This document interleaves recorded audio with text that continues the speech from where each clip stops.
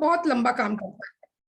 अगर आप हेल्थ पे काम नहीं करेंगे तो you can not go long. आप लोग बार बार आप लोग बार बार तुम्ही आजारी पडाल, तुम्हाला दवाखान्यात ऍडमिट व्हायला लागेल, चिडचिड होईल. तर त्यामुळे you have to maintain your own lifestyle, you have to maintain a very good lifestyle. तो उसके बारे में भी हम लोग बात करेंगे. और जब हम लाइफस्टाइल के बारे में बात करते हैं तो हमें हमारा मेंटल हेल्थ जो होता है उसके बारे में भी हमने बात करना बहुत जरूरी है. अभी ये जो पेंडेमिक आया, कोरोना आया, तो ये हम लोग तो जो साइकोलॉजी विषय में काम करते हैं, काउंसलर जो काम करते हैं, सोशल वर्कर्स जो काम करते हैं, हम लोगों ने तो ये कोरोना को बहुत बहुत धन्यवाद दिया. क्योंकि कोरोना के बाद हम लोग कभी मेंटल हेल्थ के बारे में बोलने लगे हैं. या अगर आप इस वक्त का बजट देखेंगे तो उस बजट में थोड़ा सा मेंटल हेल्थ के बारे में बोला गया और थोड़ा सा तो पैसा मेंटल हेल्थ के लिए एलोकेट किया गया.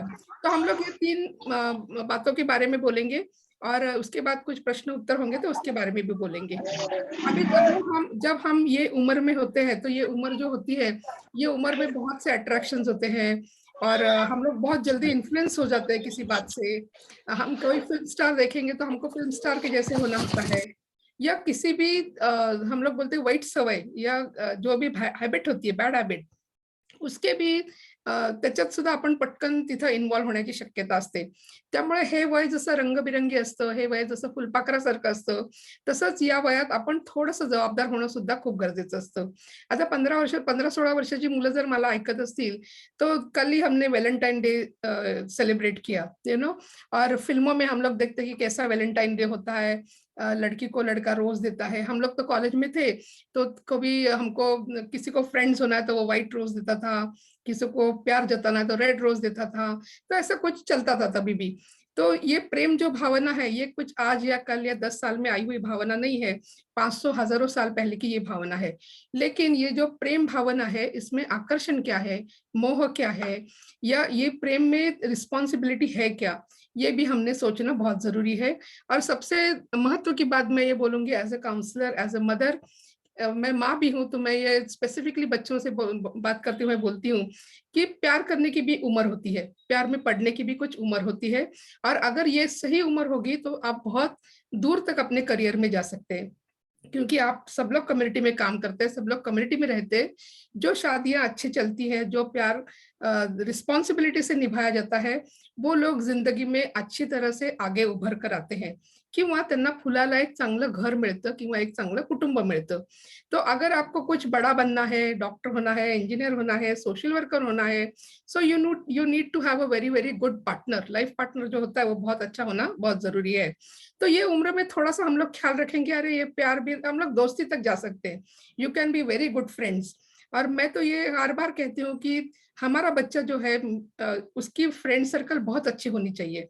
और ये फ्रेंड सर्कल जो होता है, ये फ्रेंड सर्कल हमें समान पातळीवर आपल्याला दुसऱ्याकडे बघण्याची शक्ति है फ्रेंडशिप देत असते. मतलब जब भी हम शादी भी करेंगे, हमारी शादी भी हो जाएगी, तभी भी हमारा जो पार्टनर होता है उसको हम दुय्यम नहीं समझेंगे, सेकेंडरी नहीं समझेंगे, हम लोग उसको हमारे जैसा समझेंगे. On the same level we can take him. तर मैत्री ही असलीच पाहिजे, आपली सकस मैत्री असली पाहिजे, जबाबदार मैत्री असली पाहिजे. हल्लीच्या काळात मी बऱ्याच मुलांना विचारते की तुमचा पहिलीतला मित्र किंवा मैत्रीण आहे का अजून. तो वो बोलते नहीं, 4th स्टैंडर्ड तक एक फ्रेंड था, फिर 8th स्टैंडर्ड तक एक फ्रेंड था, फिर कॉलेज में एक फ्रेंड था, फिर मैं जॉब करता था वहां का एक फ्रेंड था. तो ये एक्चुअली सर्कल अच्छा नहीं है. You should have a friendship which is constant through out your life. तो ऐसा फ्रेंड हमारा हो सकता है. और ये फ्रेंड जब होता है तो उसका रंग रूप, पैसा, करियर, ये सब बहुत महत्व का नहीं है, पर वो it should be very very responsible friendship. जब मैं रिस्पॉन्सिबल फ्रेंडशिप बोलती हूँ तो ऐसा नहीं होना चाहिए कि हमारा फ्रेंड एडिक्टेड है, हमारा फ्रेंड उसकी भाषा अच्छी नहीं है, उसका पढ़ाई में ध्यान नहीं है. या ठीक है सभी लोग डिग्री लेके आगे नहीं जाते, but at least are you responsible in your life. तो वो बहुत महत्वपूर्ण है और ऐसा फ्रेंड हमारा होना बहुत जरूरी है. अभी मैं आपको आकर्षण, प्रेम, मोह इसके बारे में बोला और मुझे प्रत्यक्ष जी ने कहा कि ऑलरेडी ये सब सब्जेक्ट डिस्कस हुए, इसलिए मैं इसमें बहुत डीप नहीं जाऊंगी. लेकिन एक ध्यान रखो कि अपना जो फ्रेंडशिप फ्रेंड्स होते हैं वो बहुत रिस्पॉन्सिबल होने जरूरी है. और हम लोग भी फ्रेंडशिप जब निभाते हैं तो it has to be very very responsible. Responsible मतलब हम लोग जब छोटे होते हैं तो हमें एक आदत होती है कि हमारा फ्रेंड कुछ गलत कर दे तो हम घर में उसके माँ को नहीं बताते, हमने हमारी फ्रेंड की साइड लेते और हम उसको बोलते कि नहीं नहीं मैं नहीं तेरी मम्मी को बोलूंगा, डोंट वरी। पर अगर हमारे फ्रेंड में कोई प्रॉब्लम है, तो हमारा फ्रेंड कुछ गलत कर रहा है, तो हमें उसे बताना बहुत जरूरी है।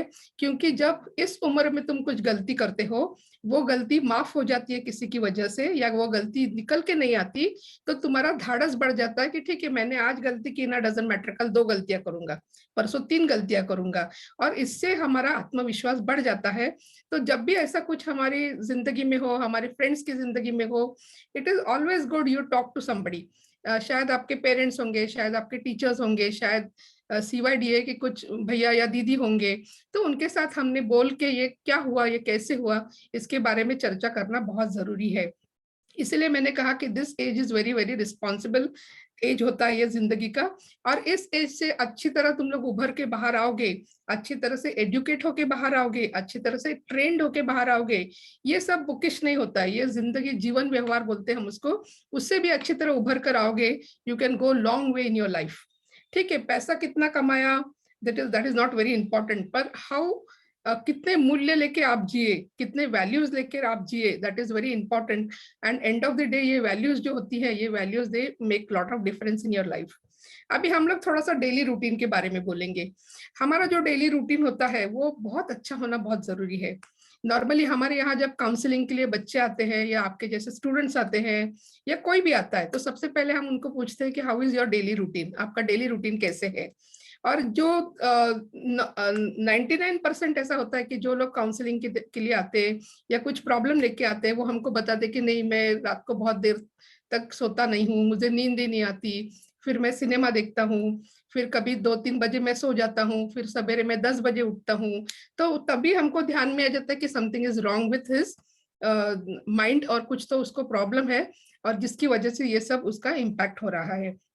तो सबसे पहली बात है कि तुमको अपनी बॉडी को ट्रेन करना बहुत जरूरी होता है अगर आपको दूर तक जाना है जिंदगी में। ओके, अगर आपको दूर तक नहीं जाना है, जिंदगी खत्म कर देनी है जल्दी, डजंट मैटर, फिर बहुत ऐसे भी रास्ते हैं जो मैं आपको मेरे अनुभव से बता सकती हूँ, जो मैंने देखे हैं बच्चों में, स्टूडेंट्स में। पर हमें वो बात करनी नहीं है। मैं ऐसा चाहती हूँ कि CYDA के जो भी बच्चे हैं, जो भी स्टूडेंट्स है, जो भी एसोसिएटेड है CYDA में, वो अगले 50 साल बहुत अच्छा काम कर सके, या बहुत अच्छा काम वो दे सके समाज के लिए। तो हम लोग डेली रूटीन के बारे में इसीलिए बात करते हैं कि इससे हमारा जो जीवन होता है, हमारी जो लाइफ होती है, वो लाइफ को एक अच्छी सी अच्छा आकार मिलता है उससे। तो हम लोगों का सोने का टाइम एक होना चाहिए, उठने का टाइम एक ही होना चाहिए। हमारे जो फूड हैबिट्स होते हैं वो भी रेगुलर होने चाहिए। कभी 1 बजे हम लोग खाना खाते हैं, कभी 2 बजे खाते हैं, कभी 3 बजे खाते हैं, तो ऐसा नहीं होना चाहिए। हमारी माँ तो हमारे लिए खाना बनाती है, वो तो बोलती नहीं कि आज मेरे को सिनेमा देखना है तो मैं 3 बजे खाना बनाऊंगी, ऐसा तो नहीं होता है। तो ये जो होता है, ये डिसिप्लिन का जो भाग आहे वो हमने करना बहुत जरुरी है। आता हे तुम्ही जर डेली रुटीन नीट ठेवलं तर याच्यातनं काय परिणाम होतो, तर तुमच्या मेंदूला सुद्धा ही सवय लागते की सकाळी 5ला उठायचं असतं किंवा 6ला उठायचं असतं, रात्री 10 पर्यंत झोपायचं असतं, किंवा दुपारी इतक्या वाजता जेवायचं असतं, किंवा रोज अंघोळ करायची असते। मी हल्लीच्या मुलांमध्ये बघते की आजकल के बच्चे हैं, उनको नहाना बहुत पसंद नहीं है, और वो सिर्फ परफ्यूम मार के बाहर निकल जाते हैं। So that is very bad. ये बहुत बैड हैबिट है, क्योंकि दिस इज तुम्हारा जो पर्सनल हाइजीन है, फिजिकल हाइजीन है, उसके साथ तुम लोग खेल रहे हो ऐसा अगर करते हो तो हमारा जो डेली रूटीन है वो हमने मेंटेन करना और डिजाइन करना बहुत जरूरी है। अगर जो मुझे सुन रहे हैं आज, अगर उन्होंने ये डिजाइन नहीं किया है, तो ये डिजाइन करना बहुत जरूरी है।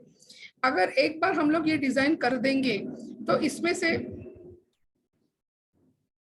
इसमें से जो बीच का टाइम आपको मिलता है, फ्री टाइम, वो टाइम में कुछ तो तुम्हें करना बहुत जरूरी है। मे बी हम लोग आराम कर सकते हैं, रेडियो में गाना सुन सकते हैं, टीवी में सीरियल देख सकते हैं, न्यूज़पेपर पढ़ सकते हैं। तो ये डेली रूटीन अपना आप सबका डिजाइन होना बहुत जरूरी है। अभी एक मैं थोड़ा सा साइंटिफिक आपको बताती हूँ, शायद आपने सुना होगा। तो ये क्यों है, तो बहुत बहुत से बच्चे ऐसे बोलते हैं मीटिंग में कि नहीं नहीं, ये क्यों आप बोलती है 6 बजे उठना चाहिए, 7 बजे उठना चाहिए, हम लोग 10 बजे तक सोए तो क्या प्रॉब्लम हो गया। या अभी ये कोरोना के 2 साल थे, ये 2 साल में तो हमारा टाइम टेबल ही सब कोलैप्स हो गया। अभी स्कूल नहीं जाना है, ऑफिस नहीं जाना है, घर से ही ऑफिस चल रहा है हमारा, तो हम लोग ऐसे ही बैठ के ऑफिस का भी काम कर लेते थे। पर इससे क्या होता है, अगर तुम्हारा डेली रूटीन नहीं होगा तो साइकोलॉजिकल प्रॉब्लम्स आपको स्टार्ट हो जाते हैं। और अगर आपको साइकोलॉजिकल या मेंटल प्रॉब्लम स्टार्ट हो जाएंगे तो आप कैसे अपने करियर में ध्यान रखेंगे, कैसे आप आपका जो ऑब्जेक्टिव है जिंदगी में वो फुलफिल करेंगे, कैसे आप अच्छी फ्रेंडशिप बनाएंगे। इसलिए डेली रूटीन बहुत जरुरी है। हमारा जो ब्रेन होता है, आपला मेंदू जो असतो, तो मेंदू लहान मुलासारखा असतो. आता माझ्याकडे माझा नातू आहे छोटासा. त्या नातवाला जर असं सांगितलं याच्याशी खेळ, तर तो खेळतो. त्याच्याशी बोललं तर तो जोरात ओरडायला लागतो, हसायला लागतो. म्हणजे काय आहे, तर त्या मुलाला जे आपण सांगू ते मूल करायला सुरुवात करतं. तसंच आपला मेंदू असतो. या मेंदूला आपण शिकवावं लागतं, की सकाळी 5:00ला उठायचंय, रात्री 9:30ला झोपायचंय किंवा दिवसभर काम करायचंय आपल्याला किंवा दिवसभर उगाचच सिनेमे बघत बसायचं नाहीये किंवा काही वेडं-वाकडं खायचं नाहीये आपण. आणि ही सवय जर तुम्ही मेंदूला लावली, तर ती सवय त्या मेंदूला लागते आणि मेंदू तसं वागायला सुरुवात करतो. मात्र तुम्ही जर आज 1 वाजता जेवलात, उद्या 2 वाजता जेवलात, परवा 3 वाजता जेवलात, परवा रात्री 3 वाजता पहाटे झोपलात, तर तुमच्या मेंदूलाही कळत नाही, की अरे नक्की करायचंय काय मी? आणि मग याच्यातनं प्रॉब्लेमॅटिक तुमचे प्रश्न जे असतात ते प्रॉब्लेमॅटिक व्हायला सुरुवात होत असते. याला आम्ही थोडंसं न्यूरोपाथ असं म्हणतो. आता समजा मी एखाद्या डोंगरावर घर बांधलं आणि मी तुम्हाला सगळ्यांना म्हटलं, की चला आज आपली ओळख झाली आहे, तुम्ही सगळेजण उद्या माझ्याकडे नाश्त्याला या. तर तुम्ही मला विचाराल, "मॅडम घर कुठे आहे तुमचं?" मी म्हणेन, "एका टेकडीवर माझं घर आहे." आणि तिथं काही रस्ता-बिस्ता काही नाही. आता तुम्ही चालत-चालत त्या टेकडीवर आलात, की आणि समजा तुम्ही दर शनिवारी माझ्याकडे नाश्त्याला आलात, तर थोडीशी तिथं पाऊलवाट सुरू होते. पाऊलवाट दिसायला लागते तिथं. आणि मग त्याच्यानंतर ती पाऊलवाट जी आहे ती थोडीशी मोठी-मोठी होत जाते. जशी-जशी माणसं वाढत जातात. आणि मग एक दिवशी तुम्हाला असं वाटतं, की नाही आता सी-वाय-डी-एचा सगळा स्टाफ येतोय आपल्याकडे, तर आपण टार रोड बांधू, कारण आपले सर पण येणार आहेत, मॅडम पण येणार आहेत. आणि मग त्या टार रोडवरनं एखादी जीप तुमची संस्थेची कार यायला सुरुवात होईल. ओके. पहिल्यांदा काय झालं, तर पहिल्यांदा एक छोटीशी पाऊलवाट सुरू झाली. असाच आपला मेंदू असतो. आपल्या मेंदूला ज्यावेळेला आपण शिकवतो, की रोज 5 वाजता उठायचंय, रोज 6 वाजता उठायचंय, तर ती छोटीशी आधी पाऊलवाट असते. मात्र तुम्ही वारंवार ते जर करत गेलात, तर त्याचा मोठा हायवे आपल्या मेंदूत तयार होतो आणि तुम्ही 70, 80, 90 वर्षाचे झालात, 100 वर्षाचे झालात, तरी तुम्ही 6 वाजताच उठता. आता हे मी तुम्हाला एक फक्त सायन्स सांगितलं. आता तुम्हाला जर असं वाटत असेल, की मी रोज पहाटे उठून अभ्यास केला पाहिजे, तर तुम्ही 2-5 दिवस हे करायला सुरुवात केली, तर तुमच्या मेंदूत ती पाऊलवाट सुरू होते आणि तुम्ही सातत्याने हे केलं, तर तिथं हायवे होतो आणि तुम्हाला ती सवय लागते. उद्या तुम्ही रिटायर जरी झालात, वयस्कर जरी झालात, तरी तुम्ही पहाटे 5 वाजता उठून एखादं पुस्तक वाचाल, न्यूजपेपर वाचाल. तर अशा पद्धतीने आपल्या मेंदूला आपल्याला सवयी लावायच्या असतात. आणि डेली रुटीन डिझाइन करताना आपल्याला मेंदूला हे वारंवार सांगायचं असतं, की नाही 10 वाजले आता झोपायचंय किंवा 5 वाजले आता उठायचंय. जरी शाळा असो, कॉलेज असो, नोकरी असो, तरी रोज आपण ते करणं गरजेचं असतं आणि त्याच्यातनं मेंदूला सवय लागत असते. म्हणजे थोडक्यात काय आहे, तर मेंदूला जशा चांगल्या सवयी लावता येतात, तशा वाईट सवयी सुद्धा लावता येतात. म्हणजे आपण कोरोना काळात अनेक जणांनी म्हणजे माझ्यासकट मी सुद्धा अनेकदा आता ऑफिस घरातनंच आहे, सुट्टीच आहे किंवा 3च दिवस आठवड्यात ऑफिस चालतंय. तर अशा ह्याला आपण रात्री लेट नाईट सिनेमे बघत होतो. मग कुठेतरी 2-2:30ला झोपायचो. मग सकाळी थोडंसं 8, 8:15 पर्यंत कसेतरी डोळे चोळत-चोळत आम्ही उठायचो. तर हे आपण सगळ्यांनीच केलं. म्हणजे तुमच्याकडे काही बोटं दाखवण्यात पॉइंट नाहीये किंवा I am not going to point fingers at you. We all did. पण याच्यातनं काय झालं, कुठेतरी हे सगळं विस्कळीत झालं आणि मग दुपारी सुद्धा 1 वाजता आपल्याला झोप यायची, संध्याकाळी 6 वाजता आपल्याला झोप यायची किंवा आपल्या खाण्यापिण्याच्या वेळा पुढे मागे झाल्या. मग त्याच्यातनं आपल्याला काही प्रॉब्लेम सुरू झाले.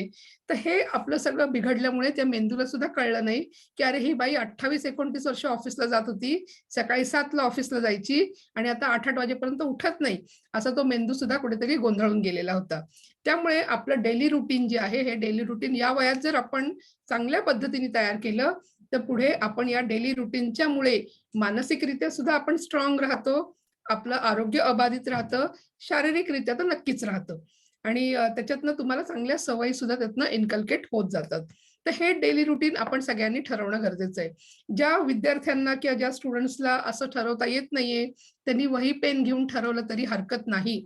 आणि हे ठरवताना मी कॉलेजमध्ये आहे का, मी गृहिणी आहे का, मी आई आहे का, मी बॉस आहे का, असं काही नाही. तुम्ही तुमचं एक रुटीन स्वतःचं ठरवणं गरजेचं असतं, की मी सकाळी 9ला ऑफिसला जाईन आणि 5 पर्यंत ऑफिसमध्ये काम करीन. तिथलं सुद्धा आपण डेली रुटीन ठरवणं खूप गरजेचं असतं. की मी काय काय काम करणार आहे, मला कुठलं कुठलं काम दिलेलं आहे संस्थेनी. तर हे सुद्धा आपण तिथं ठरवणं गरजेचं असतं आणि आपण जर नोकरी करत नसू तरी आपण ते ठरवणं गरजेचं आहे. जे विद्यार्थी मला ऐकतायत, तरुण मुलं मला ऐकतायत, त्यांनी एक्सरसाइजसाठी मात्र नक्की डेली रुटीनमध्ये स्पेस ठेवणं गरजेचं आहे. आता एक्सरसाइज का महत्वाची आहे, तर एक्सरसाइजनी आपलं शारीरिक आपण तंदुरुस्त राहतो हे तुम्हाला सगळ्यांना माहिती आहे की हम लोग जितनी एक्सरसाइज करेंगे उतनी अच्छी हमारी बॉडी रहती है. आता अनेक मुली असतात, तरुण मुली, त्यांना बरेचदा कटरीना कैफ सारखं दिसायचं असतं, करीना कपूर सारखं दिसायचं असतं आणि मग त्यातला मार्ग ते काय काढतात, तर ते आपल्या दिवसभरात एकदा लेसचा पुडा खातील किंवा थोडंसं काहीतरी खातील आणि ते असं म्हणतील आम्ही डायटिंग करतोय. So this is not the way you have to do या वयात. हे वय जे असतं या वयात तुमचं खाणं पिणं अत्यंत चांगलं असलं पाहिजे आणि एक्सरसाइजनेच तुम्ही मेंटेन करणं गरजेचं आहे, तरच यू विल गो लॉंग वे. आपण पूर्वीच्या काळातल्या लोकांचं ऐकायचं बघा, हंडाभर दूध प्यायलं, कळशीभर दूध प्यायलं. आता एवढं दूध आपण प्यायलं तर आपल्याला ऍडमिटच करायला लागेल दवाखान्यात. कारण आपण घरातनं बाहेर पडलो की आपण ओलात बसतो. ओलातनं खाली उतरलो की आपण ऑफिसमध्ये जातो. ऑफिसमध्ये परत आपण खुर्चीवर जाऊन बसतो. पण पूर्वीच्या काळी लोक व्यायामाला वेळ द्यायचे. अनेक लोक जे होते 101 सूर्यनमस्कार घालायचे किंवा काही वेगळी एक्सरसाइज करायचे, की तुम्ही सगळ्या क्रांतिकारकांचं जर आयुष्य पाहिलं तर तुमच्या एक लक्षात येईल की या लोकांनी जेलमध्ये अनेक वर्ष काढली एकांतवासात आणि हे काढण्यासाठी त्यांना तंदुरुस्ती कुठून मिळाली मानसिक आणि शारीरिक, तर त्यांच्या लहान वयात, म्हणजे जी अनेक मुलं मला ऐकतायत 15 ते 20 वयोगटातली, या वयात त्यांनी खऱ्या अर्थाने शरीरावर स्वतःच्या काम केलं होतं. आता मगाशी मी तुम्हाला म्हटलं की तुम्ही CYDAचे हे ताई दादा पाहिल्यानंतर तुम्हाला सगळ्यांना असं वाटत असेल की मी सुद्धा प्रमोदिनी ताईंसारखं काम केलं पाहिजे, मी सुद्धा प्रितीश दादांसारखं काम केलं पाहिजे किंवा मी सुद्धा या मॅडम सारखं काम केलं पाहिजे. तर आपलं फिजिकल फिटनेस हा खूप गरजेचा आहे. नाहीतर मला खूप काम येतं, मला खूप काम जमतं, मला लिहिता येतं, मला वाचता येतं, पण मला रोज सर्दीच होतीये, खोकलाच येतोय, माझे गुडघेच दुखतायत. So this will not do. त्यामुळे तुमची फिजिकल फिटनेससाठी एक्सरसाइज आपण केल्यानंतर 2-3 गोष्टी घडत असतात. एक तर तुम्ही फिजिकली फिट राहता, तुमचं अन्नपचन चांगलं होतं. पण सगळ्यात महत्त्वाचा भाग जो आहे, की आपल्याला जे टेन्शन्स असतात किंवा आपल्या मनावर जे ताण येत असतात छोटे-मोठे, अगदी छोट्या-छोट्या गोष्टींनी ताण येत असतात, की आज सकाळी घरात काय भांडणं झाली त्याच्यावरनं ताण आला किंवा वडिलांचा पगार वेळेवर झालेला नाहीये किंवा मग आता घरात अजून काही आजारपण आहे किंवा कोरोनात कोणीतरी गेलेलं आहे किंवा सकाळी बस चुकली, आज तिसरा लेट झाला, आता माझा अर्धा पगार कापला जाईल.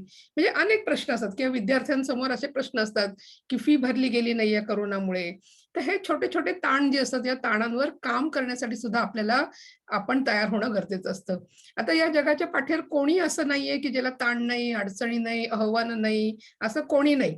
म्हणजे nobody has bed of roses. सगळ्यांच्या आयुष्यात काटे हे असतातच. फक्त काही लोकांच्या आयुष्यातले काटे ते स्वतः काढतात. काही लोकांना मात्र ते काटे काढता येत नाहीत, कारण त्यांची मानसिक शारीरिक तयारी या वयात झालेली नसते, ज्या वयातली मुलं आज मला ऐकतायत. तर आपण ज्याला एक्सरसाइज करतो त्याला आपले टेन्शन रिलीफ करणारे जे हॉर्मोन्स असतात ते सिक्रीट होत असतात आणि त्याच्यातनं सुद्धा आपला दैनंदिन जीवनातला जो ताण असतो तो ताण कमी होत असतो. तुम्ही बघा, तुमचं मित्राशी भांडण झालं, मैत्रिणीशी भांडण झालं आणि तुम्ही लांब 1 किलोमीटर पळून आलात, तर तुम्ही विसरून पण जाता आपलं भांडण झालं होतं. याचं कारण असं आहे, की तुमचा तो ताण तिथल्या तिथं कमी होत असतो. त्यामुळे आपण सगळ्यांनी एक्सरसाइजवर भर देणं खूप गरजेचं आहे आणि मुलींनी तर देणं अत्यंत गरजेचं आहे. म्हणजे मुलं तरी काही प्रमाणात खेळतात बाहेर किंवा काही वेगळ्या ॲक्टिव्हिटीज असतात. मुलींचं मात्र खूपदा असं होतं, की शाळा, कॉलेज आणि मग घरातली कामं त्यांना करावी लागतात आईबरोबर किंवा काही मुलींना कामासाठी सुद्धा बाहेर आई-वडिलांबरोबर जावं लागतं. तर ही एक्सरसाइजसाठी मात्र डेली रुटीन करताना तुम्ही थोडा वेळ ठेवणं खूप गरजेचं आहे. आणि मी सगळं जे तुम्हाला आता सांगते ती तुमची इन्व्हेस्टमेंट आहे. कुठली इन्व्हेस्टमेंट आहे? तर तुमच्या प्रॉडक्टिव्ह इयर्स मधली ही इन्व्हेस्टमेंट आहे. आपले प्रॉडक्टिव्ह इयर्स कुठले असतात? साधारण 25शीत आपण नोकरीला लागतो आणि 50शी पर्यंत आपलं हे नोकरीचं प्रॉस्परस इयर्स असतात किंवा आपण प्रॉस्पेरिटी गेन करणारी इयर्स असतात ती. आणि त्या काळात आपण काम करत असतो, प्रमोशन मिळवत असतो आणि साधारण 50शी नंतर आपण कुठेतरी हेड असतो, कुठेतरी युनिट मॅनेजर असतो किंवा कुठेतरी काहीतरी चांगल्या पोझिशनवर असतो किंवा अगदी आपण वकील असलो, वकिली शिकलेलो असलो, तर तोवर आपण चांगले नामांकित वकील झालेलो असतो. तर अशा दृष्टीने ही सगळी इन्व्हेस्टमेंट आहे या वयात आपण करायची. ही इन्व्हेस्टमेंट तुम्ही आता नाही केलीत, तर तुम्ही खूप शिकून, डिग्र्या घेऊन तुम्ही अत्यंत कौशल्यवान असलात, तरी तुमचा फिटनेस जर असेल नसेल मेडिकल आणि सॉरी मेंटल आणि फिजिकल फिटनेस नसेल, तर you cannot compete with others. म्हणजे तुमच्या बरोबरीची एक व्यक्ती आहे, ती पण तितकीच टॅलेंटेड आहे, तुम्ही पण टॅलेंटेड आहात, पण तुम्हाला रोज काय, आज गुडघा काय दुखतंय, उद्या पोट काय दुखतंय, परवा अमकं काय दुखतंय, so nobody will entertain you. म्हणून या काही छोट्या छोट्या गोष्टी आपण आयुष्यात करणं गरजेचं असतं. किंवा त्या काळानंतर आपल्या आयुष्यात जर कुठल्या प्रकारची संकट आली, तर ती संकट पेलण्यासाठी सुद्धा तुम्हाला फिजिकल आणि मेंटल फिटनेस खूप गरजेचा असतो. त्याचबरोबर आपण डेली रुटीन जे आपलं तयार करत असतो, याच्यामध्ये एक्सरसाइज करण्याचं दुसरं कारण म्हणजे कोरोनामुळे प्रामुख्याने आम्ही जे सांगायला सुरुवात केलेली आहे, ती म्हणजे इथून पुढे इन्फेक्शन्स या येत राहणार आहेत. किंवा कोरोनाची सुद्धा साथ पहिली झाली, दुसरी झाली, तिसरी झाली, चौथी झाली, चौथी येईल किंवा येत राहतील त्या. ठीक आहे, ते सौम्य होतील, त्याच्यातनं जीवघेणे प्रसंग येणार नाहीत. पण definitely we are going to face some kind of viral infections again and again. तर याच्यासाठी सुद्धा आपल्या श्वासांवर आपण काम करणं खूप गरजेचं आहे, ब्रीदिंगवर. आणि खूपदा आपण त्याच्यावर लक्षच दिलं नाही याच्यापूर्वी. म्हणजे आम्ही सुद्धा काउन्सिलर्स फार क्वचित आम्ही याच्याबद्दल बोलायचो किंवा या एक्सरसाइजेस आम्ही करायला सांगायचो लोकांना. पण आपण काही वेळा प्राणायाम करणं किंवा आपण श्वासांचे काही एक्सरसाइज असतात त्या करणं खूप गरजेचं आहे. आणि याचं कारण परत असं आहे, की खूपदा आपण जिथं काम करतो, हल्लीचा काळ जो आहे तो जास्त चॅलेंजिंग आहे. म्हणजे पूर्वी आपण ऐकलं असेल आपल्या आई-वडिलांच्या काळात ते 9ला ऑफिसला जायचे आणि 5ला घरी यायचे. पण आता असा काळ राहिलेला नाहीये. आपण 9ला गेल्यानंतर रात्री 9ला सुद्धा घरी येतो. किंवा बरेचदा नोकऱ्या सुद्धा आपल्या अशा झालेल्या आहेत, की खूपदा आपण दुपारी डबा न खाता सुद्धा आपल्याला सांगितलं जातं, "आता घरी जा तुम्ही." तर असे काही प्रसंग आपल्या आयुष्यात येऊ शकतात किंवा काही इतर संकट आपल्या आयुष्यात येऊ शकतात. आणि ही संकटं पेलताना आपलं मानसिक स्वास्थ्य आपण जपण्यासाठी किंवा त्याच्यावर शांतपणे विचार करण्यासाठी आपला श्वासांवर सुद्धा ताबा असणं खूप गरजेचं आहे. किंवा श्वासांची सुद्धा एक्सरसाइज आपल्याला आपण नियमितपणे करणं गरजेचं आहे. आपल्याकडे बघा लहान मूल एखाद्या घरात जर भांडी फेकत असेल, आरडाओरडा करत असेल, हातपाय मारत असेल, छोटी मुलं करतात बघा 2-2.5 वर्षापर्यंतची. तर या मुलांना आपण सांगतो बघा, "चल डोळे मिट आणि देवासमोर बस" किंवा "चल 1 ते 10 म्हण बरं." तर याचं कारणच ते असतं, की आपण त्याला त्याच्या श्वासांवर ताबा मिळवण्यासाठी मदत करत असतो. त्याला शांत व्हायला मदत करत असतो. खूपदा हा जर प्रयोग आपल्याला येत नसेल, याच्यावर आपण काम केलं नसेल, तर खूपदा असं होतं, की समोरचा माणूस काहीतरी वेगळ्या मूडमध्ये आपल्याला काहीतरी सांगत असतो. आपण त्याच्यात वेगळ्या मूडवर त्याला रिएक्शन देत असतो आणि त्याच्यातनं सुद्धा आपल्या आयुष्यात इश्यूज निर्माण होण्याची शक्यता असते. मग ती फक्त कार्यालयीन कामात आहे असं अजिबात नाही. आपल्या नात्यांमध्ये दुखापत होऊ शकते, नात्यांना दुर्घटना होऊ शकते किंवा आपली चांगली मैत्रीण आहे, मित्र आहे, तिच्याशी आपण एखाद दिवशी या कंट्रोल नसल्यामुळे काही आपली भांडणं होऊ शकतात. तर त्यामुळे याच्यावर सुद्धा आपण डेली रुटीनमध्ये काम करणं गरजेचं आहे. म्हणजे आपला आहार, आपली पुरेशी झोप, आपली एक्सरसाइज, त्याचबरोबर आपण आजारपणं न येऊ देणं किंवा आजारपणं येतील असं न वागणं, तर हे सुद्धा आपण करणं गरजेचं आहे. त्याचबरोबर तुम्ही इतकी सेन्सिटिव्ह किंवा वल्नरेबल पिढीशी मी आज बोलते, तर बाहेर आपल्याकडे आज अनेक गोष्टी आहेत ज्या मुलांना अट्रॅक्ट करत असतात. मग ते मोबाईलवरचे खेळ असतील किंवा काही प्रकारचे ड्रग्ज असतील किंवा इतर काही गोष्टी असू शकतील. तर अशा ह्याच्यात सुद्धा आपण या वयात पडणं हे धोकादायक असतं. तुमचं करिअर, तुमचं भविष्य तिथल्या तिथं अंधारात जातं. तुम्ही असं काही केलं तर. तुमच्यापैकी सगळेजण पेपर वाचत असतील. हे पेपर वाचताना तरुण मुलींनी घरं सोडून जाणं किंवा तरुण मुलांनी काही उद्योग करणं, तर याच्यातनं काय होतं हे आपण सगळ्यांनी पाहिलेलं आहे. आणि आपल्याला असं आयुष्य हवं आहे का? आपण तसं घडणार आहोत का? हे आपण विचार करणं खूप गरजेचं आहे आणि हे डेली रुटीनमध्ये करायचं असतं. खूपदा असं होतं, की तुम्ही खूप नाजूक वय आहे तुमच्या बऱ्याच जर सगळ्या जणांचं. तर असं होतं, की चला मी प्रयोग करून पाहतो, मी करून घेतो, करून पाहतो. तर असं करू नये आपण. म्हणजे जे जगात जे चांगलं आहे ते चांगलं आहे. जे वाईट आहे ते वाईट आहे. हे आपण लक्षात ठेवणं गरजेचं आहे. म्हणजे त्याच्यामध्ये अत्यंत ठळक लाईन आहे बरं का या 2 गोष्टींमध्ये चांगलं आणि वाईट. तर यामुळे याच्यातनं आपण चांगलं काय घ्यायचंय आणि वाईट काय घ्यायचं हे आपण ठरवणं गरजेचं आहे. आपल्याला ठरवता येत नसेल तर आपल्याकडे CYDA मधले आपले दादा-ताई आहेत, कार्यकर्ते आहेत. तर यांच्याशी सुद्धा आपण बोलायला हरकत नाही आणि त्यांचं सुद्धा मार्गदर्शन घ्यायला आपण हरकत नाहीये. आता थोडंसं मी लाईफस्टाईल बद्दल बोलते. म्हणजे आता आपण डेली रुटीन म्हणताना मी तुम्हाला एक सांगितलं, की तुमच्या मेंदूत एक तुम्ही पायवाट करायची आणि त्या पायवाटेचा तुम्ही हायवे तयार करायचा आहे. आता हा पायवाट आणि हायवे ही नक्कीच चांगल्या गोष्टींची करा. कारण मी तुम्हाला मगाशी सांगितलं, की मेंदू एक छोटंसं मूल आहे. त्या मुलाला तुम्ही जे शिकवाल ते मूल करतं. आता समजा मी तुम्हाला मगाशी उल्लेख केला, की माझा छोटासा नातू आहे. समजा मी त्याला उद्या शिकवलं, की "चल नील आता सकाळ झाली ना, सकाळी उठून शिव्या द्यायला सुरुवात करायची." त्या मुलाला काय कळणार आहे? तो आपल्या सकाळी 8 वाजले डोळे उघडले, की तो शिव्या द्यायला सुरुवात करेल. पण मी हेच जर त्याला शिकवलं की नाही, नील उठलं ना की आधी जाऊन बाथरूम मध्ये अंघोळ करायची आणि सगळ्यांना नमस्कार करायचा किंवा सगळ्यांना गुड मॉर्निंग म्हणायचं, जी काही तुमची पद्धत घरात असेल ती, तर त्या पद्धतीने तू वागायचं. तर हे दोन जे आहेत या पायवाट आहेत. आता पायवाट मी कुठली चांगली आणि कुठली वाईट आहे हे आपण आपलं ठरवायचं असतं सगळ्यांनी. आणि हे वय तुमचे गोल्स निर्माण करायचं सुद्धा आहे, की पुढे मला काय करायचंय. म्हणजे व्यवसाय म्हणून किंवा करिअर म्हणून किंवा माझं कुटुंब म्हणून किंवा मला कसा जोडीदार हवाय. म्हणजे थोडीशी जी मोठी मुलं आहेत 22-23 वर्षाची, यांनी असा सुद्धा विचार करायला हरकत नाहीये. किंवा स्पेसिफिकली ज्या मुली आहेत, त्या मुलींनी सुद्धा थोडासा हाही विचार करणं गरजेचं आहे, की मला जोडीदार कसा हवाय आणि मला जोडीदार कसा नकोय. तर नको मध्ये मात्र तुम्हाला 2-4 गोष्टी या स्पष्टपणे ठरवणं खूप गरजेचं असतं आणि all this together makes your life. आता आपण थोडंसं लाईफस्टाईल बद्दल बोलू. आता आजच्या मुलांची जर तुम्ही लाईफस्टाईल पाहिली तर खूपदा आजची मुलं, आजची पिढी जी आहे, तरुण मुलं, म्हणजे तुमच्याबद्दल मी बोलते, ती थोडीशी बिनधास्त आहे किंवा थोडंसं म्हणजे थोडासा फार विचार न करणारी आहे किंवा थोडंसं त्यांना अजूनही कळत नाही की नक्की चांगलं काय, वाईट काय किंवा खूप गोष्टींचं गांभीर्य नाहीये, असं आपण बरेचदा म्हणतो. पण हे तितकंसं खरं नाहीये असं मला स्वतःला वाटतं. आजची पिढी आहे ती आजची पिढी खूप स्मार्ट आहे. हं. आता तुमच्या सगळ्यांच्या हातात मोबाईल आहेत, इंटरनेट आहे. तुम्हाला जर एखादी माहिती काढायला सांगितली तुम्ही 2 मिनिटात काढून देता. म्हणजे अनेकदा आम्हाला ते जमत नाही इतके वर्ष काम केल्यानंतरही. पण 22, 23, 24 वर्षाचा मुलगा किंवा अगदी 8वी-9वीतला मुलगा सुद्धा पटकन एखादी माहिती आम्हाला काढून देतो. एकच माहिती नाही, तर ते 4-5 लोकांनी काय लिहिलंय त्या माहितीबद्दल, ही माहिती सुद्धा ती मुलं काढून देतात. पण खरा गोंधळ कुठे होतो या स्मार्ट पिढीचा, तर यांना जी माहिती मिळाली आहे त्याचं विश्लेषण करता येत नाही, त्याचं एनालिसिस करता येत नाही. हं. आणि ती पॉवर आमच्यामध्ये म्हणजे प्रौढ लोकांमध्ये, ती पॉवर मात्र तरुण मुलांमध्ये नाहीये. आता तुमच्यामध्ये ती पॉवर नाहीये, तुम्हाला ते कळत नाहीये, ती पॉवर आमच्याकडे आहे. म्हणूनच तुम्हाला जी माहिती असते, जी माहिती तुम्हाला दिसते, जी माहिती तुम्ही वाचता, त्याचं विश्लेषण तुम्ही करायला शिकणं गरजेचं आहे. एस्पेशली या 2-4 वर्षात जे इंटरनेटचं आपल्याकडे जाळं वाढलेलं आहे आणि व्यसन जे मुलांना लागलेलं आहे, त्या व्यसनाबद्दल मी म्हणते, की त्याच्यावर इतकी माहिती असते, इतका भूलभुलैया त्या सगळ्या याच्यावर आहे, की तुम्ही कुठे ट्रॅप व्हाल हे तुमचं तुम्हाला सुद्धा कळत नाही खूपदा.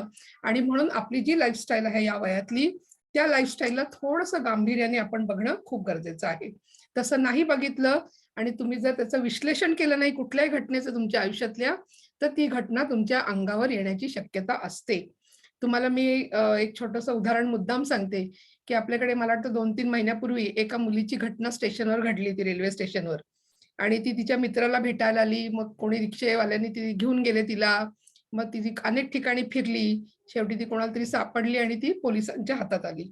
आता ही सगळी गोष्ट पाहताना त्या मुलीकडे माहिती होती, की ट्रेन कुठून सुटते, ट्रेनमध्ये कसं बसायचं, मित्र कुठे येणार आहे, तिच्याकडे फोन होता. म्हणजे तिच्याकडे माहिती सगळी होती. माहितीचा काही प्रॉब्लेम नव्हता तिच्याकडे. पण तिला याचं विश्लेषण करता आलं नाही, की मी समजा 12 वाजता रेल्वे स्टेशनवर गेले, तर काय-काय घडू शकतं. मी जर रेल्वे स्टेशन सोडून रिक्षावाल्यांशी बोलायला गेले, तर त्या रस्त्यावर माझं काय-काय होऊ शकतं. किंवा हे सगळं घडल्यानंतर आज माझं आयुष्य कुठे असेल याचं विश्लेषण तिला त्या रात्री करता आलं नसेल. तर हे विश्लेषण जे आहे हे आपण करणं आणि हे आपण आई-वडिलांकडनं किंवा आमच्यासारखे सोशल वर्कर असतात किंवा अनेक मुलं आता CYDAला अटॅच्ड आहेत. तर अशा ठिकाणी आपण याबद्दल चर्चा करणं आणि याच्यातनं माहिती घेणं हे खूप गरजेचं आहे. आपली जी लाईफस्टाईल आहे या लाईफस्टाईलमध्ये आज विश्लेषणाला खूप महत्त्व आहे. आम्ही ज्याला तुमच्या वयात होतो, आम्ही ज्याला त्या वयात होतो, तेव्हा फार म्हणजे आपण एक असं म्हणू की खूप चांगलं संरक्षण आम्हाला होतं किंवा कुंपण खूप चांगलं होतं आमच्या भोवती. म्हणजे समाज सुद्धा खूप व्हॅल्यू बेस्ड होता. समाजातही फार मूल्यांचा व्यवस्थित अवलंब केला जायचा. मात्र हल्ली आपण जे म्हणतो की फार आपण कोणाकडे म्हणजे फार कोणाला लावून घेत नाही. शेजार धर्मासारखी कन्सेप्ट आपल्याकडे कमी झालेली आहे आणि त्यामुळे एखादं मूल संकटात जरी पडत असेल, तरी फारसं कोणी मदतीला पुढे येत नाही किंवा बोलायलाही कोणी पुढे येत नाही. तर त्यामुळे हे विश्लेषण जे आहे या आजच्या पिढीला करणं खूप गरजेचं आहे आणि त्या पिढीने ते शिकणं सुद्धा खूप गरजेचं आहे. आता आय एम व्हेरी शुअर की तुम्ही सगळी मुलं जी मला ऐकताय आज, तुम्हाला हे सगळं माहिती नाही असं अजिबात नाहीये. म्हणजे तुम्ही आमच्यापेक्षा जास्त वेळ इंटरनेटवर घालवताय, तुम्हाला हे सगळं माहिती असतं. पण याचं विश्लेषण मला जर त्यावेळेला करता नाही आलं, तर I will surely fall in problem. हे नक्की होणार आहे. नक्की होऊ शकतं.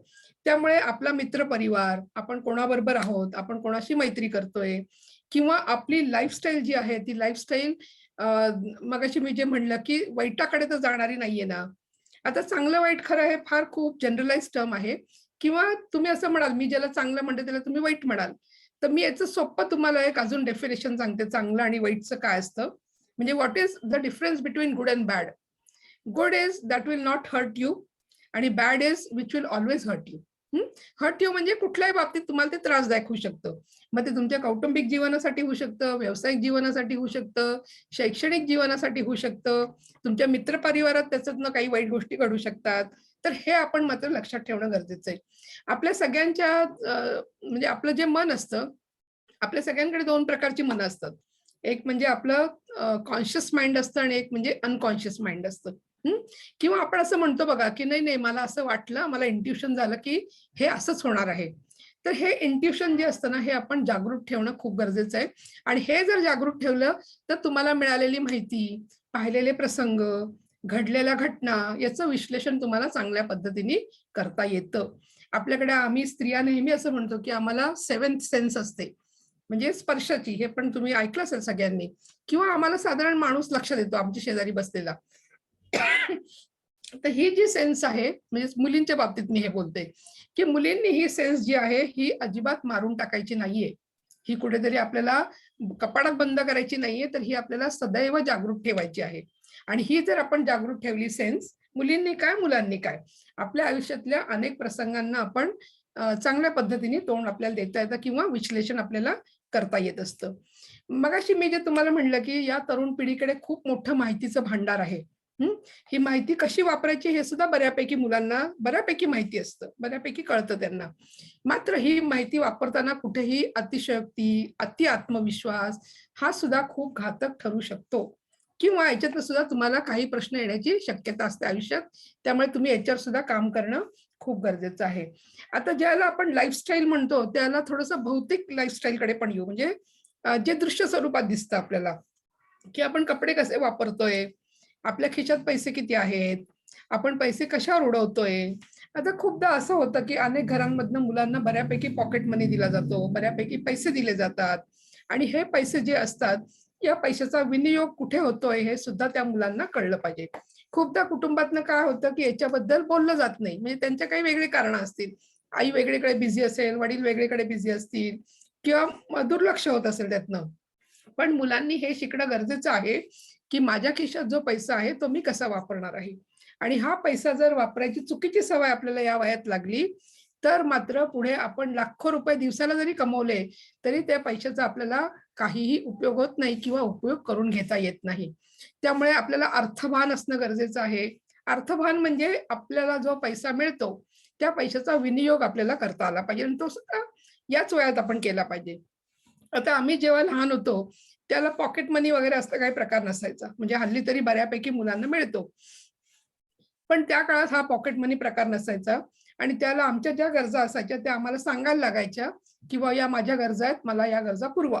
आणि त्यामुळे खूप त्या लिमिटेड गरजा पालकांपर्यंत जायच्या. अगदी नीड बेस्ड गरजा पालकांपर्यंत जायच्या आणि त्या गरजा पुरवल्या जायच्या.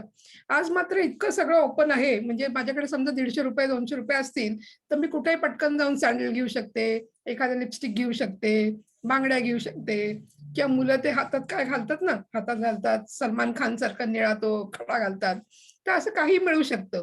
तर ही हौस मौज ही बाजूला आहे. पण याच्या पलीकडे आपण ज्याला आपला पैसा वापरत असतो, आपल्या आई-वडिलांचा पैसा वापरत असतो किंवा आपण कमवायला लागल्यानंतर आपला जो पैसा आहे, या पैशाचा सुद्धा विनियोग आपल्याला करता आला पाहिजे.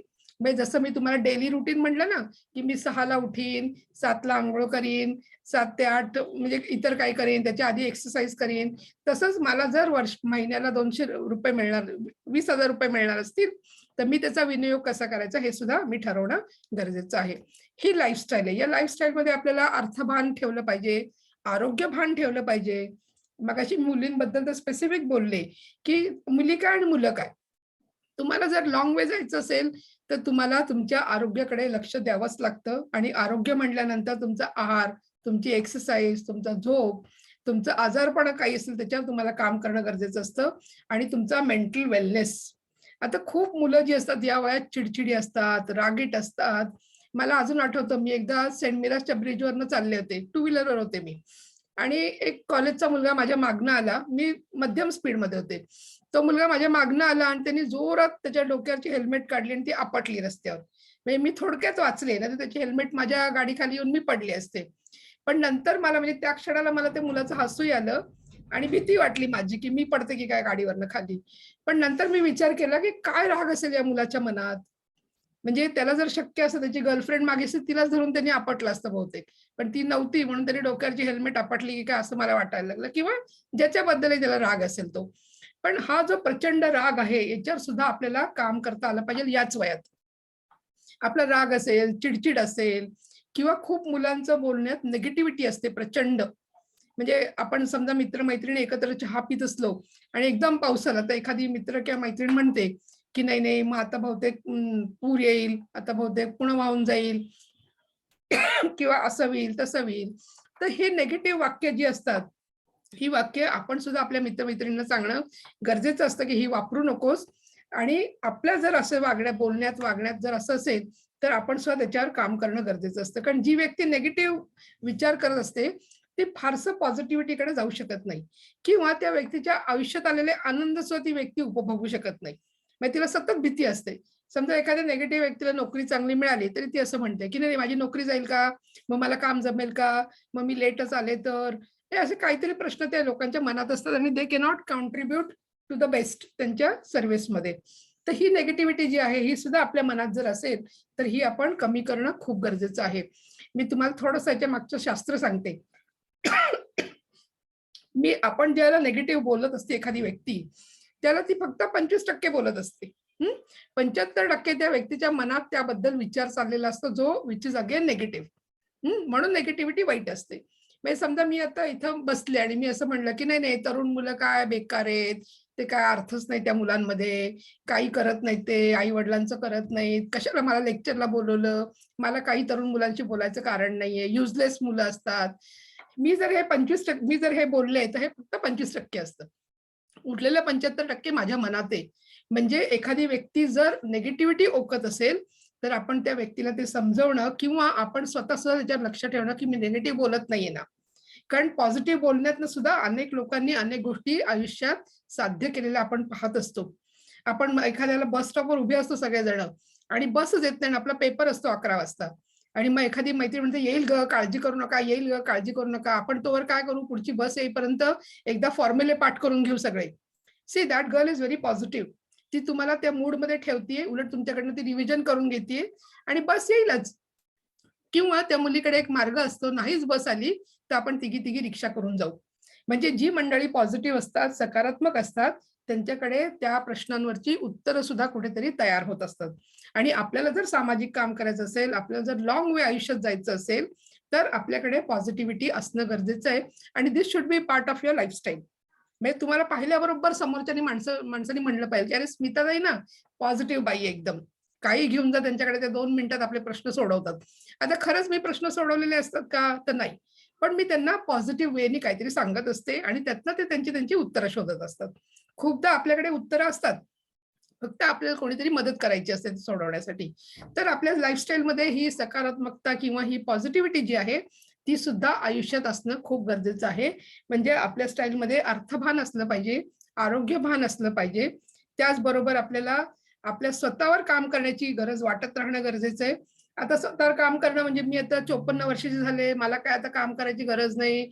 आता काय मी 10 वर्षानंतर म्हणजे काम सोडून देईन किंवा मी काम जमणार नाही मला, मी करणार नाहीये, त्यामुळे आता काय मी शिकून करू? असं नाहीये. आता शिकणं म्हणजे हे बरेचदा अकॅडमिकच असतं का? तर नाही. त्याच्यातनं जीवनमूल्य असतात, व्यवहार मूल्य असतात, जीवन व्यवहार असतात, नात्यांमधली मशागत कशी करायची हे आपण शिकायचं असतं. हमारे जो भी रिलेशन्स होते हैं, मे बी हस्बैंड वाइफ होंगे, मदर फादर के होंगे, चिल्ड्रन के होंगे, you have to work on that.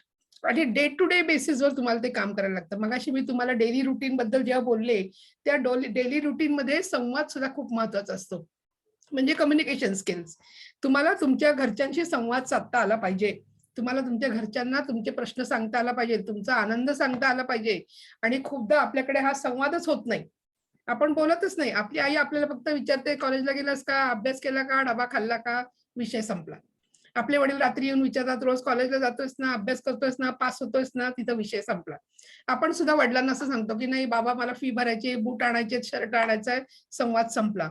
तर हा संवाद नाहीये. संवाद म्हणजे आपल्याला आपल्याबद्दल आणि एकमेकांबद्दल सुद्धा बोलता आलं पाहिजे. आपल्याला आपल्या मनातली नैराश्य, आपल्या मनातला आनंद किंवा आपल्या मनातली काही चिडचिड असेल ती, तर ही आपल्याला शेअर करता आली पाहिजे. तुम्ही सगळ्यांनी मुलांच्या आत्महत्या हा प्रश्न ऐकला असेल किंवा बहुतेक एखादं सत्र पण झालं असेल तुमचं. ज्या मुलांनी आत्महत्या केल्या त्यातल्या काही मुलांच्या पालकांशी मला बोलण्याचं काही वेळेला योग आला, की अशा मुलांच्या वडिलांचं मला काउन्सिलिंग करण्याचं हे मिळालं. त्याला सगळ्या पालकांनी बऱ्यापैकी त्यातल्या 80% पालकांनी हे मान्य केलं, की ताई आमचं मुलांशी प्रश्न उत्तरांच्या पलीकडे संवाद नव्हता. जेव्हा तुम्ही पालक व्हाल, आज मला ऐकणारी मुलं, तेव्हा see to it from the first day the child is born, you start talking to it. तुम्हाला सगळ्यांना माहिती आहे, की गर्भात सुद्धा मूल ऐकतं. म्हणजे गर्भसंस्कार वगैरे हे काही विषय ऐकले असतील तुम्ही किंवा आपल्या काही पौराणिक कथा सुद्धा आहेत, जिथं आपण ऐकतो, की गर्भात सुद्धा बाळ ते ऐकत असतं. त्यामुळे मूल बोलो ना बोल खूप पालक मग असं विचारतात, "मग कितवीत बोलायचं मुलाशी? पहिलीत गेल्यावर बोलायचं का दुसरीत गेल्यावर बोलायचं?" असं नाहीये. आपण मुलाशी पहिल्या दिवसापासून बोलायला सुरुवात केली, तर ते मूल 60 वर्षाचं जरी झालं, तरी ते घरी येऊन आपल्याला सांगतं काय झालं आणि काय झालेलं नाहीये. हं. त्यामुळे संवाद जो आहे तो आपण घरात वाढवणं खूप गरजेचं आहे. संवाद जर वाढवला आपण, कम्युनिकेशन जर वाढवलं आपण, तर आपली लाईफस्टाईल मधले जे दोष असतात ते सुद्धा बरेचदा कमी होतात किंवा डेली रूटीन मधले जे टेन्शन्स असतात ते सुद्धा कमी होतात किंवा आपल्याला एकमेकांच्या कपॅसिटीज मानसिक स्तरावरच्या लक्षात येतात. आता ज्याला कोरोना संसर्ग आला, त्याला घरातला सगळ्यात धीट माणूस जो स्वतःला म्हणायचा डॉन किंवा काय भाई अमकं-डमकं असं म्हणतो ना, घरात आपण आपल्याच घरात कोणाला तरी म्हणतो, की हा पैलवान आहे आमचा, हा आमचा डॉन आहे. तो डॉन पैलवान पहिल्यांदा घाबरून घरात बसला. याचं कारण असं होतं, की तुमची मानसिक ऊर्जा जी असते, ती ऊर्जा प्रसंगांमध्ये दिसते. म्हणजे ती काही ऊर्जा आपण रोज शोकेस करत नाही किंवा रोज त्याचं काही प्रदर्शन करत नाही. पण जेव्हा कुटुंबावर एखादा प्रसंग येतो, तेव्हा ही मानसिक ऊर्जा त्या व्यक्तीची काम करत असते आणि ज्याला आपण संवाद घरात ठेवत असतो, त्या संवादातून आपल्याला नक्की लक्षात येतं, की आपल्या घरातली वीक पर्सनॅलिटी कोण आहे? आपल्या घरातली स्ट्रॉंग पर्सनॅलिटी कोण आहे? किंवा एखाद्या घरात प्रसंग आला, तर आपल्याला या वीक पर्सनॅलिटीला सांभाळावं लागणार आहे. हे आपल्याला इथं क्लिअर होत असतं. किंवा मुळातच आपला एकमेकांशी संवाद असल्यामुळे आपल्याला घरी येण्याची इच्छा होते. खूप मुलं असतात बघा, ती घरी जातच नाहीत. बाहेर खेळतात, इकडं खेळतात, तिकडं खेळतात, मित्रांबरोबर पाववडा खातात किंवा काहीतरी कुठून तरी मॅनेज होतं त्यांचं आणि ते फक्त झोपण्यापुरती घरी जातात. म्हणजे अशी मुलं पाहिल्यानंतर त्या मुलांचं खूप वाईट वाटतं, की यांना कुठेही प्रेमाचा ओलावा आहे की नाही? आणि ओलावा जर नसेल प्रेमाचा, तर तुमच्या डेली रूटीनमध्ये प्रॉब्लेम सुरू होतात, तुमच्या लाईफस्टाईलमध्ये प्रॉब्लेम सुरू होतात आणि अशी व्यक्ती ज्या व्यक्तीच्या जवळ जाईल, ती व्यक्ती जर योग्य नसेल, तर या व्यक्तीचं सुद्धा तिथं काहीतरी बरं वाईट होण्याची शक्यता असते. म्हणून stay attach to your family, talk to your family, have good communication with your family किंवा घरातल्या अडी-अडचणी, प्रश्न याच्यावर सुद्धा आपण त्याच्यात भाग घेणं, त्याच्यावर काहीतरी मी सल्ला असं म्हणत नाही, पण तुमचं काहीतरी मत देणं, हे सुद्धा आपण करणं खूप गरजेचं आहे किंवा कुटुंबात काय चाललंय याचं भान सुद्धा आपल्याला असणं खूप गरजेचं आहे. So this is daily routine, this is your lifestyle आणि लाईफस्टाईल आणि डेली रूटीन जर तुमची सशक्त असेल, निरोगी असेल, तर तुमचं मानसिक आणि शारीरिक आरोग्य हे नेहमी चांगलंच राहतं. ते कधी बिघडत नाही. पण मगाशी मी जे वाक्य वापरलं, की जगात कोणी असं नाही, अगदी आपले देव सुद्धा सुटले नाहीत. त्यांना सुद्धा प्रसंगांना तोंड द्यावं लागलं. त्यांना सुद्धा अनेक कटू प्रसंगांना तोंड द्यावं लागलं किंवा आपल्यापैकी कोणी असं नाहीये, तुम्ही मला दाखवा, की नाही मॅडम यांचा कधी अपमान झाला नाही, यांची कधी अवहेलना झाली नाही. असं कोणी नसतं. सगळ्यांना हे फेस करायला लागतं कुठल्यातरी आयुष्याच्या टप्प्यावर. याच्यातनं मात्र सुदृढपणे, सशक्तपणे बाहेर येण्यासाठी आपली स्टेबल मेंटल हेल्थ असणं खूप गरजेचं असतं. म्हणजे संकटांवर उत्तरं शोधून पुढे जाणारी जी व्यक्ती असते, ती खरी जगण्याला लायक व्यक्ती असते. किंवा आपल्यातली डेली रुटीन ज्याला मी म्हणते, त्या डेली रुटीनमध्ये आपली सजगता सुद्धा खूप चांगली असणं गरजेचं आहे. सजगता म्हणजे इंग्लिशमध्ये त्याला आपण माइंडफुलनेस म्हणतो. आता ज्यावेळेला कोरोना संसर्ग सुरू झाला, अगदी पहिल्या आठवडाभर लोकं जरा घाबरून होते, की काय होणार, काय होणार? किंवा सगळेच जण थोडंसं हे घेत होते कानोसा, की आता नक्की काय होणार आहे? म्हणजे काय असतं? हे सगळ्या लोकांना शंका होती सगळ्या गोष्टीत. त्याच्यानंतर मात्र तुम्ही सगळ्यांनी पाहिलं असेल की स्त्रियांनी वेगवेगळ्या साड्या नेसून व्हिडिओ काढले, लहान मुलांचे गाण्याचे व्हिडिओ काढले, कोणी पुरुष स्वयंपाक करतात असे व्हिडिओ काढले. ही लोक आहेत ना, ही जगण्याला लायक लोक आहेत. आणि जी लोक रडत बसली ना की नाही नाही मग करोना कुठून आला, मला तर आता मुलीकडे जायचं होतं, मग करोना आत्ताच कसा आला, माझ्या मुलीचं लग्न ठरलं होतं, किंवा करोना आत्ताच कसा आला, आम्हाला गावाला जायचं होतं, ज्यांनी ही कुरकुर कुरकुर केली ना त्यांना मानसिक त्रास झाला, किंवा दे वर मोर प्रोन टू इन्फेक्शन्स, की या सगळ्या त्राग्यातनं ते बाहेर गेले कुठेतरी बँकेत अँड दे गॉट इन्फेक्टेड, असं सुद्धा झालं काही वेळेला. मात्र जे सजग होते ते आपल्या दाराला कडी लावून घरात बसले, त्यांनी आहेत त्या क्षणात आहेत त्या कौशल्यात स्वतःचा दिवस घालवला. म्हणजे सजग माणूस कोण असतो, तर तो आहे त्या उपलब्ध संधीत, उपलब्ध कौशल्यांमध्ये किंवा उपलब्ध आहे तशा स्थितीमध्ये तो शांतपणे जो जगू शकतो तो सजग माणूस असतो. आणि ही सजगता जी आहे ही या वयातच आपण डेव्हलप करणं खूप गरजेचं असतं. आता खूपदा असं होतं की आपल्याला टीव्हीवर एक खूप छान पिक्चर बघायचा असतो, आपण संध्याकाळपासनं आपण संध्याकाळपासनं आपण संध्याकाळपासून थांबलेलं असतो की आज 9ला सिनेमा आहे, 9 वाजता सिनेमा आहे, आणि बरोबर 9ला 5 कमी असताना लाईट जातात. आणि त्यानंतर मग आपण आदळआपट करतो, आपण वडिलांना म्हणतो मग जनरेटर का नाही बसवला, बॅटऱ्या का नाही बसवल्या, आम्हाला काहीच आयुष्यात आनंद नाही, अमकं नाही ढमकं नाही, सगळा दंगा आपण घरात करतो. पण हेच जी मुलं सजग असतात किंवा जी फॅमिली सजग असते ते काय म्हणतात, ठीक आहे लाईट गेले ना हरकत नाही, आपण बाहेर बसू, बाहेर बसून जेवण करू चांदण्यात, आणि बाहेर सतरंजी टाकून तिथं झोपू लाईट येईपर्यंत. म्हणजे आहेत त्या क्षणात आहेत ते कौशल्यात उपलब्ध गोष्टींमध्ये त्यांनी त्यांची संध्याकाळ त्या दिवशी घालवलेली असते. मी आता डेली रुटीन बद्दल बोलले, लाईफस्टाईल बद्दल बोलले, मानसिक शारीरिक आरोग्याबद्दल बोलले. I will just conclude in one line की आयुष्य हे खूप सुंदर आहे, provided you are a very very responsible person. म्हणजे तुम्ही बघा आयुष्यात पुढे गेलेली जी कोणी लोक असतात, करिअर वाईज, प्रोफेशन वाईज, कौटुंबिक याच्यातनं सुद्धा, म्हणजे आता गृहिणी जे असतात ते काही नोकरी करत नाही, पण त्या सुद्धा अत्यंत समाधानी आणि समृद्ध आयुष्य जगतात. आणि याच्या सगळ्या मागे काय असतं सूत्र, एकच त्याच्या मागे फॉर्म्युला असतो की you have to be very very responsible towards your life. म्हणजे आयुष्य तुम्ही फार रिस्पॉन्सिबली जर हँडल केलं तर तुम्हाला आयुष्याचा पूर्वार्ध जो असतो तो चांगल्या पद्धतीने जगण्याची तुमच्याकडे संधी येते. आता मात्र तुम्ही आयुष्य फार हलक्या ह्याच्यात घेतलं या वयात, तर may be you will be nowhere. आणि मग तुम्हाला 40शीत 50शीत गेल्यावर असं वाटायला लागेल, अरे माझा मित्र वकील झाला, माझा मित्र डॉक्टर झाला, माझा मित्र CYDAचा मॅनेजर झाला, and you will feel bad about it, and then there will be no solution. Okay, so I stop here. Once again, I thank CYDA, and I also thank all the students, all the social workers, volunteers listening to me, and maybe we can have some questions. Thank you very much.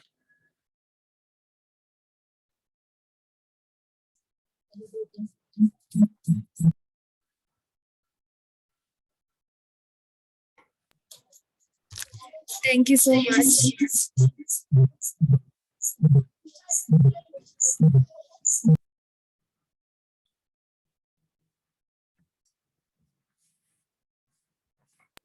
Thank you so much, ma'am.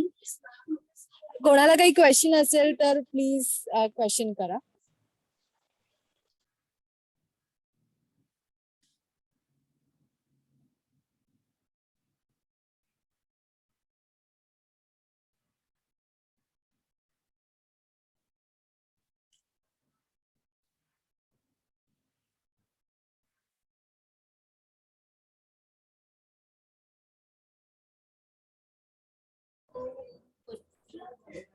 Actually मुझे question है कि ऐसा क्यों होता है कि हम ज्यादा stress लेने लगते हैं और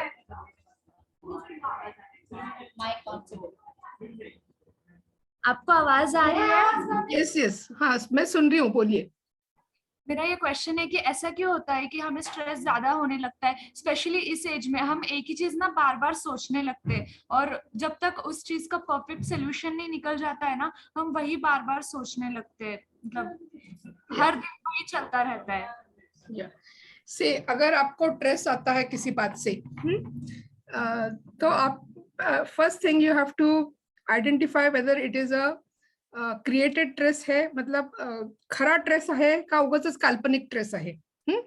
म्हणजे खूपदा असं होतं काल्पनिक सुद्धा काहीतरी ताण आपल्या मनावर येतो, which is not really coming to you, which is not really going to happen, make any difference in your life, पण तुम्ही तो अज्युम करता. So very firstly, identify where the stresses come from. Okay.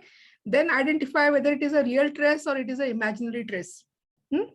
आता एक उदाहरण घ्या की sometimes what happens is एखाद्या मैत्रिणीला पेपर खूप अवघड जातो आणि त्यानंतर तुम्ही असं म्हणता की अरे मग मला पण माझा पण पेपर आहे, माझा पण अवघड जाईल. So this is something imaginary.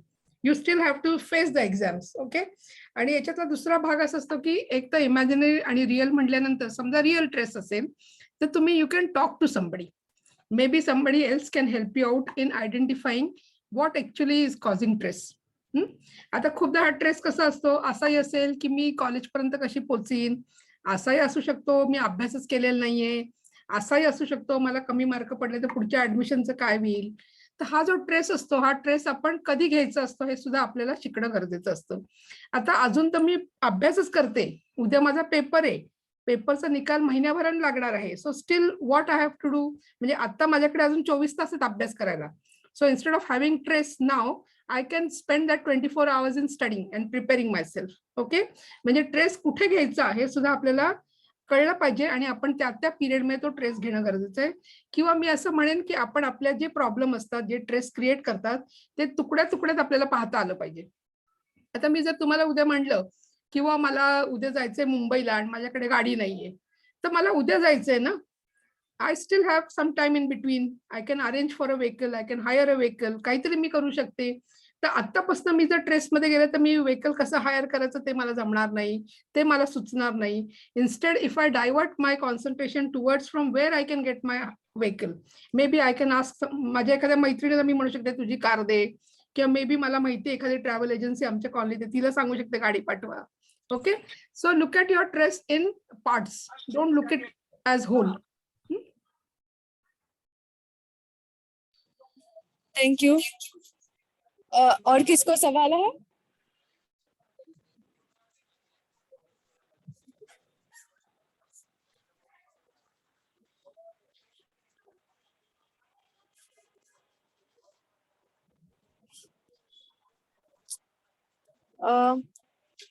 Smita ma'am, मला हे विचारायचं होतं की तुम्ही जसं विश्लेषण बोललात की प्रौढ लोक विश्लेषण करतात प्रत्येक गोष्टीचा विश्लेषण, म्हणजे अजून थोडंसं इन डेप्थ किंवा थोडं स्पेसिफिकली तुम्ही सांगितलं तर बरं होईल, म्हणजे मुलांना पण कळेल की एक्झॅक्टली काय म्हणायचं. विश्लेषण म्हणजे काय, तर विश्लेषण म्हणजे sorry to interrupt you ma'am, पण थोडंसं हिंदीत सांगितलं ना विश्लेषण तर मुलांना आणखीन चांगलं कळेल. विश्लेषण का मतलब क्या है, मतलब व्हाट विश्लेषण मतलब क्या करना है. तो जो आप देखते हैं, मतलब फॉर एग्जाम्पल मैं अभी एक प्राउड औरत हूँ. ओके. मैंने जो जिंदगी देखी है वो 20 साल के बच्चे ने नहीं देखी. तो इट इज श्योर कि मेरे अनुभव वो 20 साल के बच्चे से श्योरली ज्यादा है. ये अनुभव कहाँ से मेरे को आए हैं, शायद मैंने न्यूज़पेपर में पढ़ा है, कोई फ्रेंड के पास से पढ़ा है, टीवी पे देखा है. तो मेरा जो मला जगण्यातनं जो अनुभव मिळालेला है, जो जिंदगी जीते टाइम मुझे जो अनुभव मिले हैं वो मुझसे मेरे पास श्योरली ज्यादा है. तो अगर हम लोग जब छोटे बच्चे, जब 20 साल का बच्चा या उससे छोटा बच्चा जब कुछ इंटरनेट में पढ़ता है या उसके फ्रेंड्स उसको बोल के चलो हम लोग कुछ करके देखते हैं, कुछ नया करते हैं, अलग करते हैं, ना ऐसा कुछ करके बच्चे करते हैं, कुछ नटोरियस चीजें करते हैं. तो ये जो है, ये इसमें के कॉन्सिक्वेंसेस क्या है ये बच्चा नहीं समझता कभी. या उसको जो इन्फॉर्मेशन मिली है वो इन्फॉर्मेशन का कॉन्सिक्वेंसेस वो बच्चा नहीं समझता है. पर वो अगर बड़े से बात करेगा या बड़ा उसको बोलेगा बार बार कि ये इससे ऐसा हो सकता है, इससे तुमको जेल जाना पड़ सकता है, इससे शायद पुलिस तुमको लेके जा सकती है, इससे ये अगर तुम करोगे तो शायद कॉलेज से तुमको निकाल देंगे. तो ये विश्लेषण जो है ये बड़ों ने बच्चों को बताना बहुत जरूरी है. अभी ये बड़े कब बताएंगे, बच्चे तो ऐसे नहीं है कि वो आके माँ को बोलेंगे मैंने इंटरनेट पे ये देखा है, मेरे को विश्लेषण करके बताओ. नो चाइल्ड विल से दिस. मतलब वो इतना प्राइवेसी में कुछ देखता है इंटरनेट पे तो वो कभी आके नहीं बोलेगा. पर ये माँ बाप का, सोशल वर्कर का, या जो कम्युनिटी में काम करते हैं उन लोगों का ये कर्तव्य होता है कि वो बच्चों को इस उम्र की मोड़ पर जो जो कठिनाई होती है उसके बारे में बताते जाए. अभी मैं आपको एक, I have time Pritish, I will just give one small example.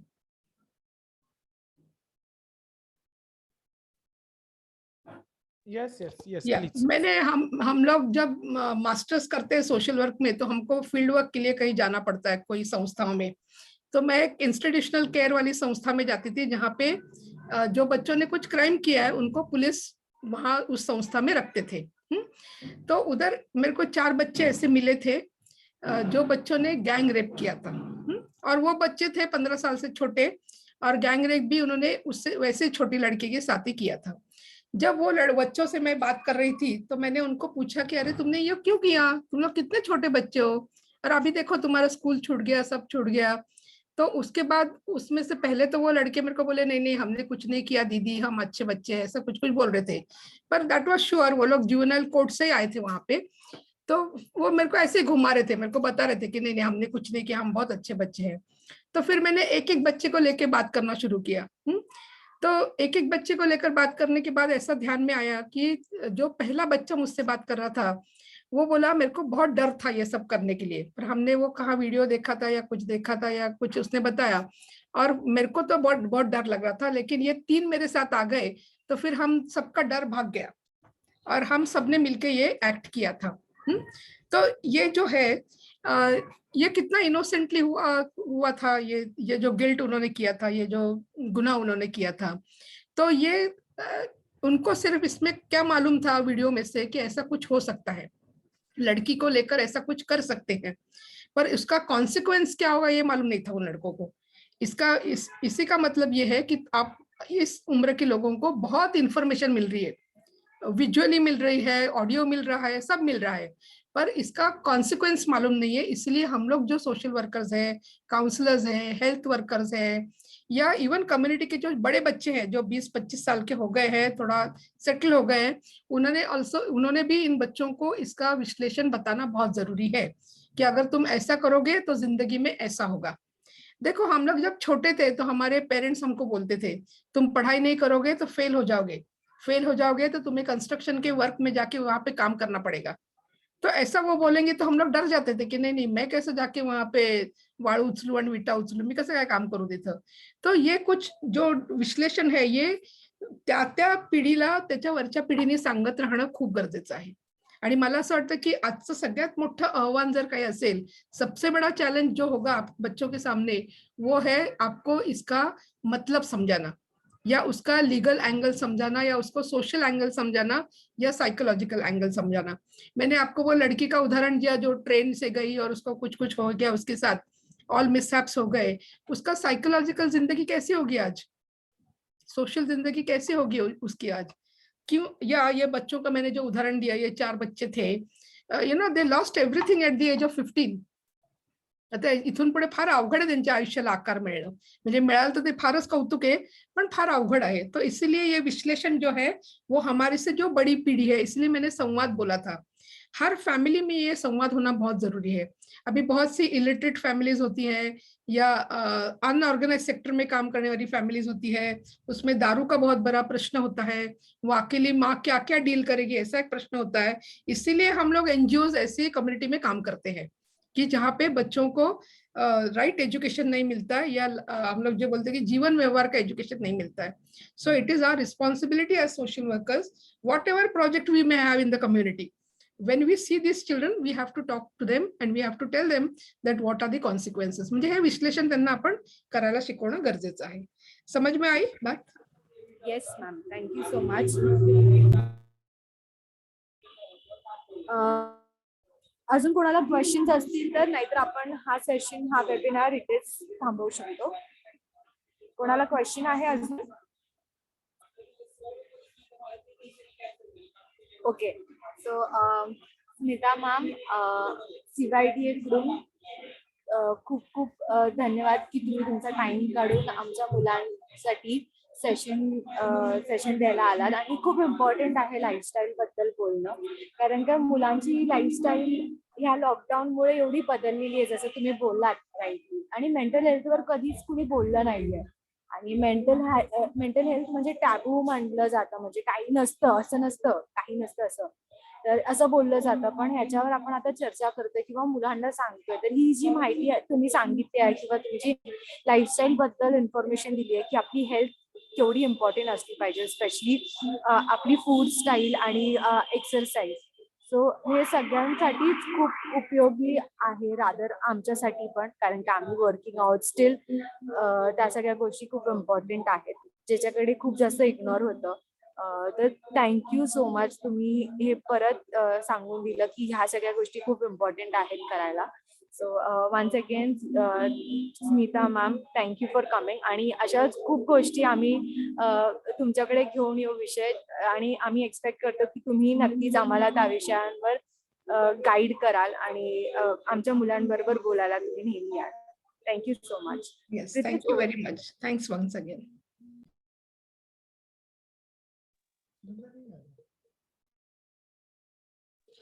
Thank you so much madam.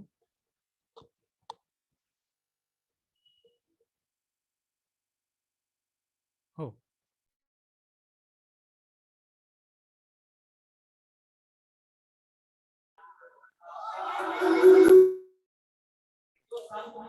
सगळ्यांचं जर आपण एक फोटो घेऊ शकतो तर सगळ्यांचे व्हिडिओज ऑन करा प्लीज.